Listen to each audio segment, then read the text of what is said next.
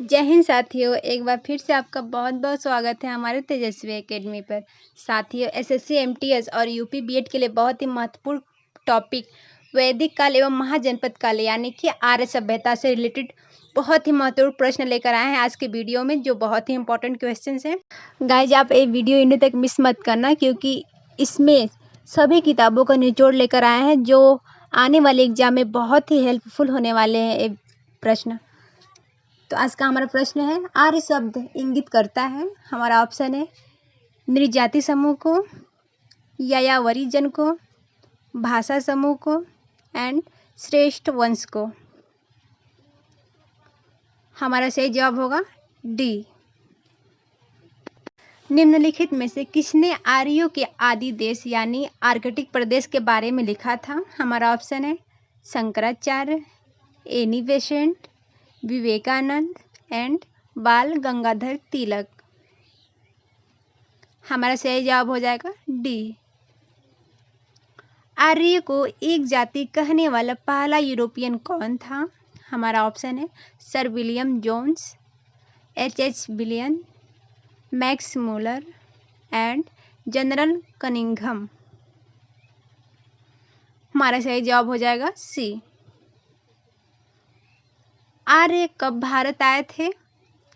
हमारा ऑप्शन है 2500 से 1800 ईसा पूर्व में, 2000 से 1500 ईसा पूर्व में, 200 ईसा पूर्व में एंड 1500 से 1000 ईसा पूर्व में। हमारा सही जवाब हो जाएगा डी। आर्य लोग भारत में कहाँ से आए थे? हमारा ऑप्शन है पूर्वी यूरोप से, मध्य एशिया से, ऑस्ट्रेलिया से एंड दक्षिण पूर्व एशिया से। हमारा सही जवाब होगा सी। आर्य भारत में किस रूप में आए थे? हमारा ऑप्शन है सौदागर तथा खानाबदोश, शरणार्थी, आक्रमणकारी एंड अप्रवासी। हमारा सही जवाब होगा सी। निम्नलिखित में से कौन सा अभिलेख ईरान से भारत में आर्यों के आने की सूचना देता है?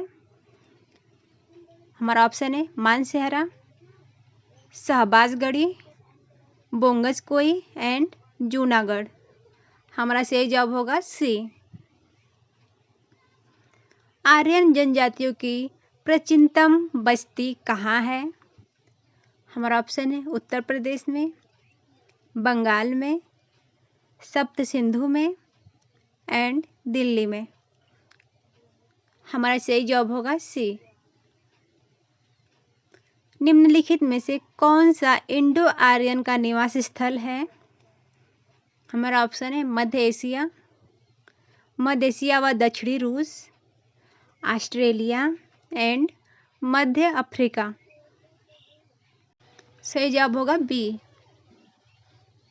क्लासिकी संस्कृत में आर्य शब्द का अर्थ है। ऑप्शन है ईश्वर में विश्वासी, एक वंशानुगत व्यक्ति, किसी विशेष धर्म में विश्वास रखने वाला एंड एक उत्तम व्यक्ति। हमारा सही जवाब होगा डी। ऋग्वैदिक काल में हिमालय पर्वत को क्या कहा जाता था? हमारा ऑप्शन है मुंजवत, स्वात, मरुवर्मन एंड इनमें से कोई नहीं। हमारा सही जवाब होगा ए। गायत्री मंत्र की रचना किसने की थी? हमारा ऑप्शन है वशिष्ठ ने, विश्वामित्र ने, इंद्र ने एंड परीक्षित। हमारा सही जवाब होगा बी। ऋग्वेद में कितने सूक्तियां हैं? हमारा ऑप्शन है 1028, 1017, 1128 एंड 1020। हमारा सही जवाब होगा ए। निम्न में से किस नदी को ऋग्वेद में मातेतमा एंड देदीतमा एंड नदीतमा संबोधित किया गया है? हमारा ऑप्शन है सिंधु, सरस्वती, वितस्ता एंड यमुना। हमारा सही जवाब होगा बी। गोत्र शब्द का उल्लेख सर्वप्रथम हुआ था? हमारा ऑप्शन है अथर्ववेद में, ऋग्वेद में, सामवेद में एंड यजुर्वेद में। हमारा सही जवाब होगा बी। वैदिक कर्मकांड में होता का संबंध है?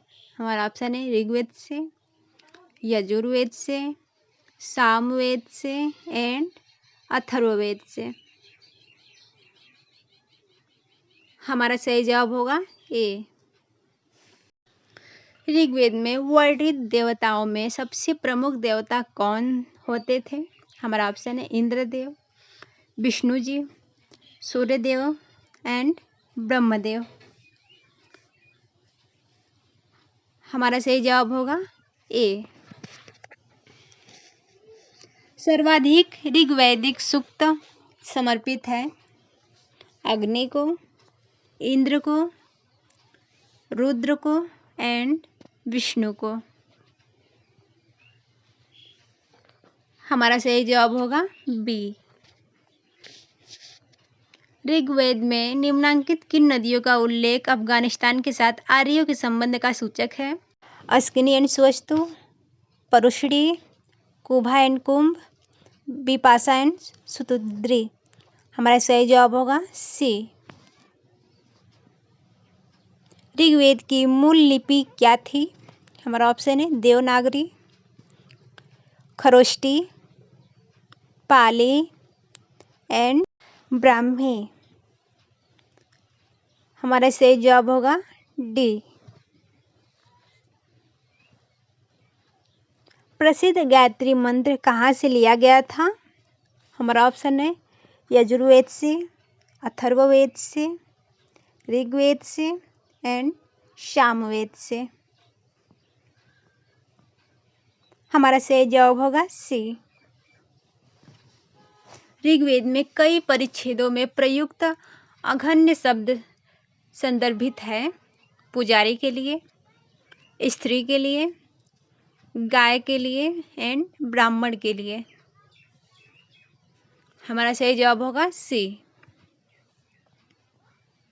निम्नलिखित में से कौन सा ब्राह्मण ग्रंथ ऋग्वेद से संबंधित है? हमारा ऑप्शन है ऐतरेय ब्राह्मण, गोपथ ब्राह्मण, शतपथ ब्राह्मण एंड तैत्तिरीय ब्राह्मण। हमारा सही जवाब होगा ए। राज्याभिषेक समारोह का विवरण निम्नलिखित में से किसमें किया गया था? हमारा ऑप्शन है केनोपनिषद, विष्णु पुराण, ऐतरेय ब्राह्मण एंड अथर्ववेद। हमारा सही जवाब होगा सी। ऋग्वेद में उल्लिखित प्रसिद्ध 10 राजाओं का युद्ध किस नदी के किनारे लड़ा गया था? हमारा ऑप्शन है परुष्णी नदी, सरस्वती नदी, बिसापा नदी एंड अस्कनेन। हमारा सही जवाब होगा ए। आरंभिक वैदिक काल में वर्ण व्यवस्था आधारित थी शिक्षा पर, जन्म पर, व्यवसाय पर एंड प्रतिभा पर। हमारा सही जवाब होगा सी।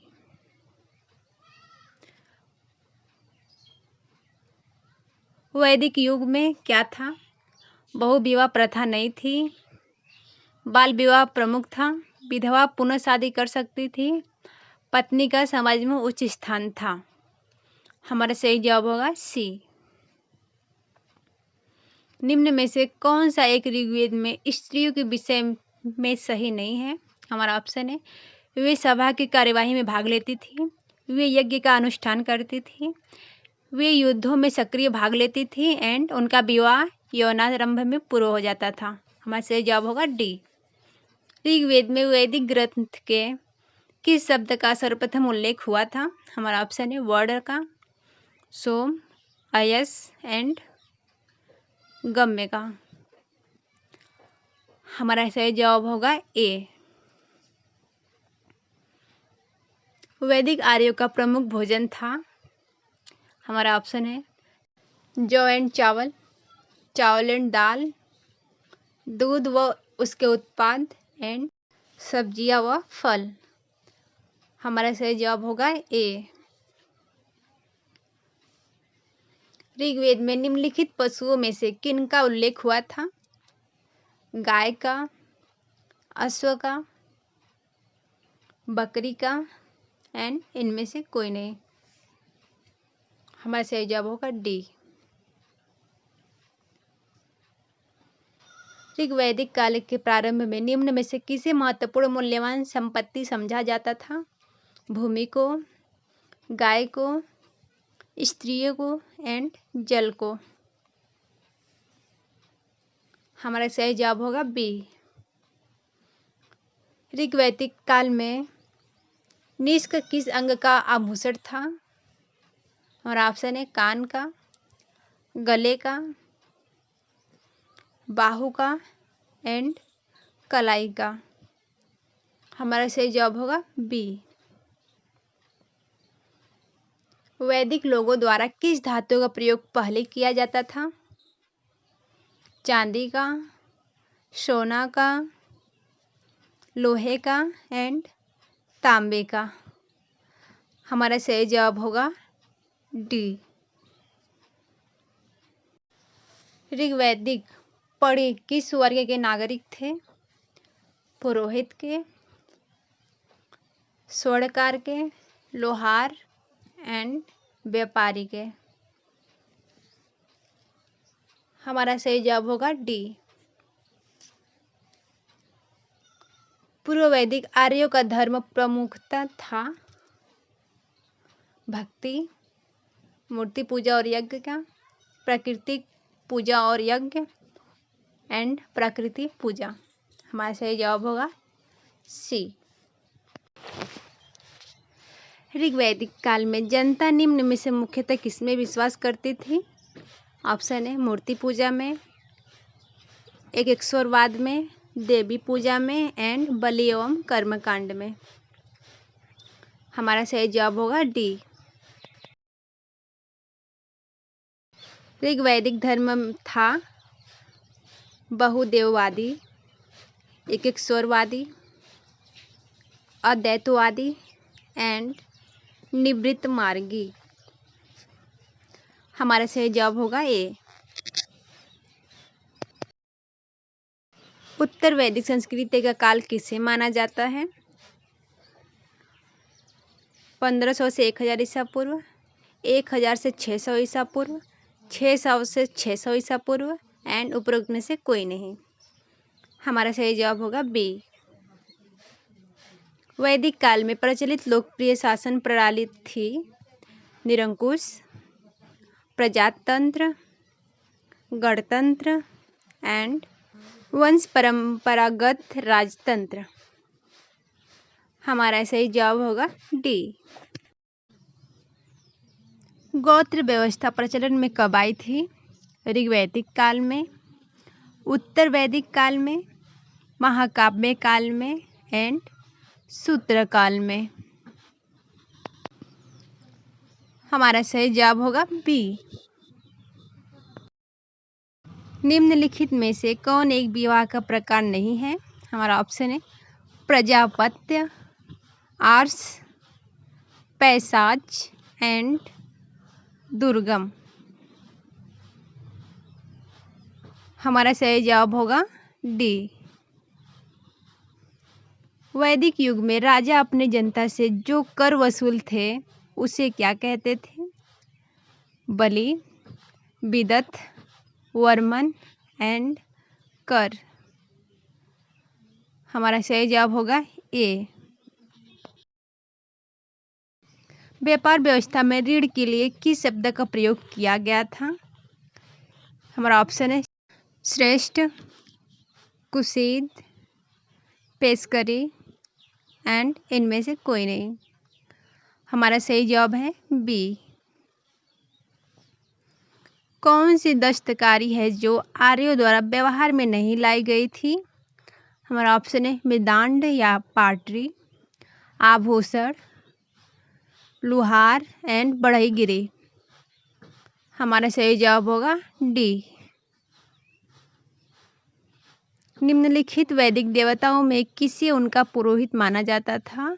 हमारा ऑप्शन है अग्नि, बृहस्पति, घोष एंड इंद्र। हमारा सही जवाब होगा बी।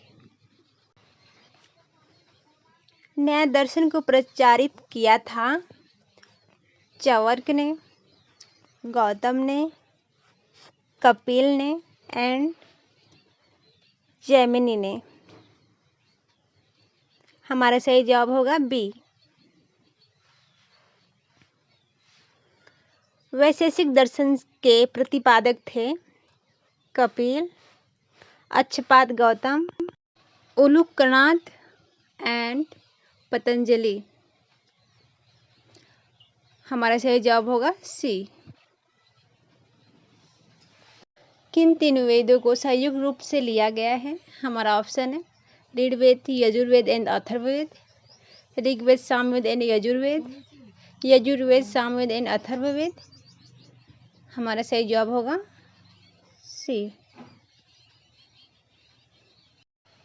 6ठी शताब्दी ईसा पूर्व का मत्स्य महाजनपद स्थित था पश्चिमी उत्तर प्रदेश में, राजस्थान में, बुंदेलखंड में एंड रुलेखंड में।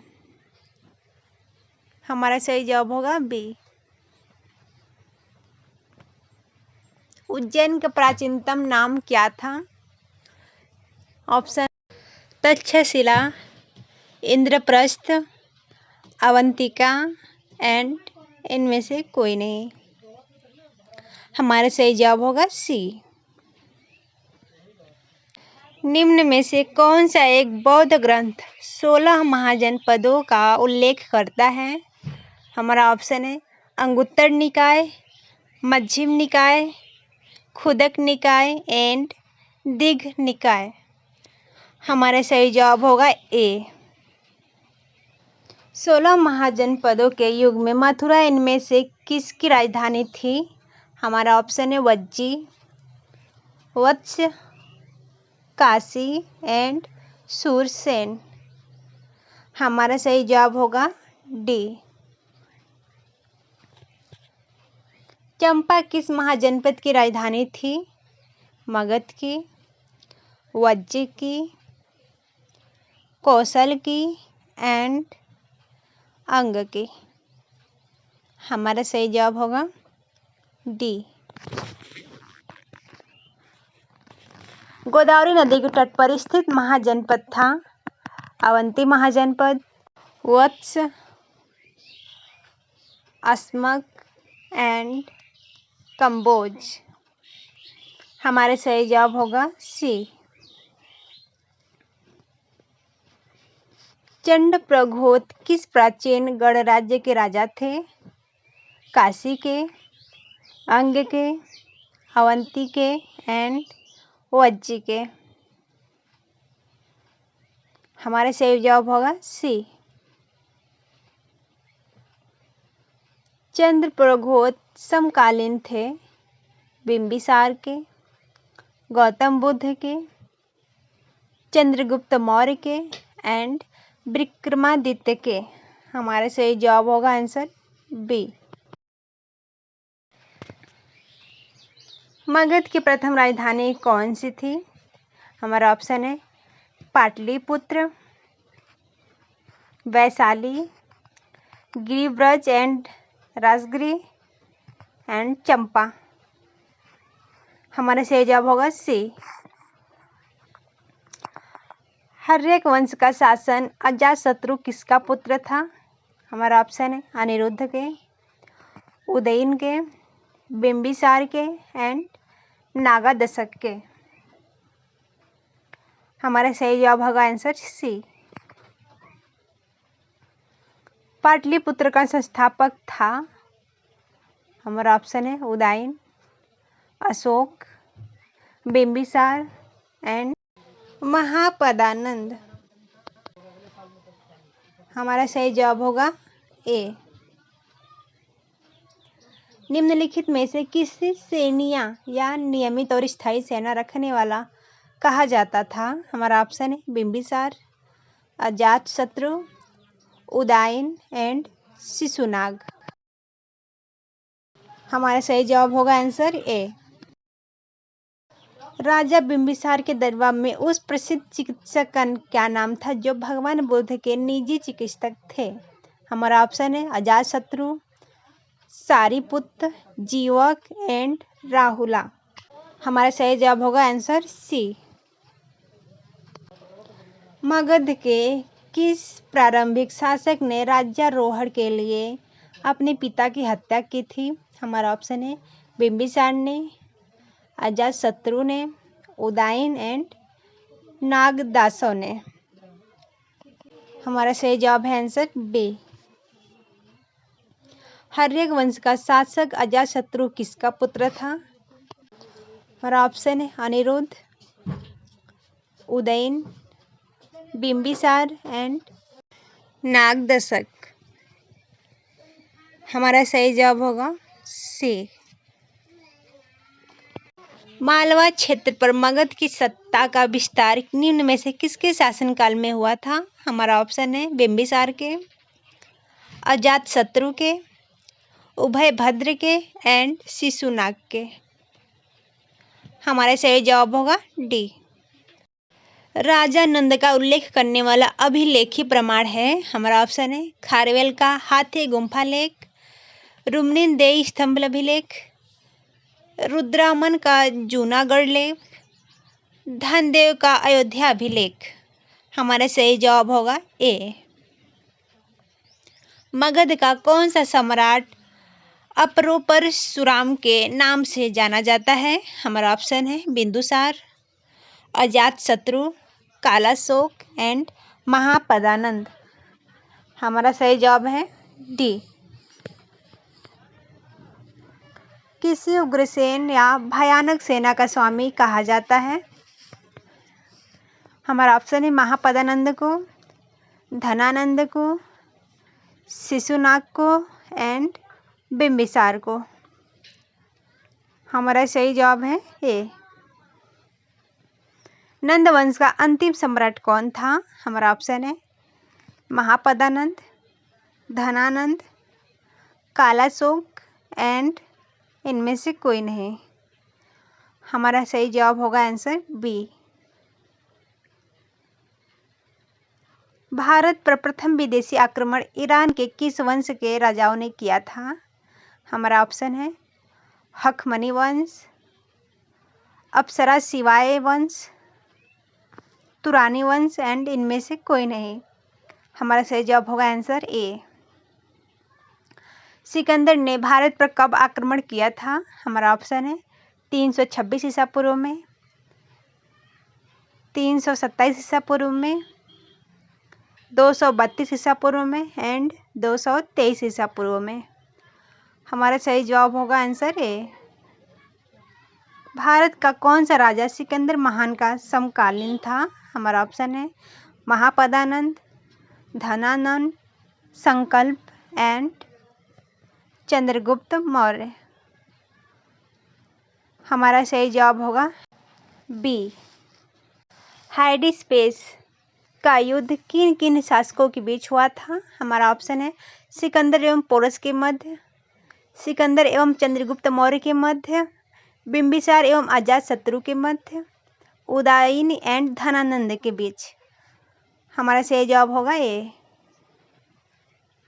सिकंदर के आक्रमण के समय उत्तर भारत पर राजवंशों में किस एक का शासन था? हमारा ऑप्शन है नंद का, मौर्य का, शुंग का एंड कण्व का।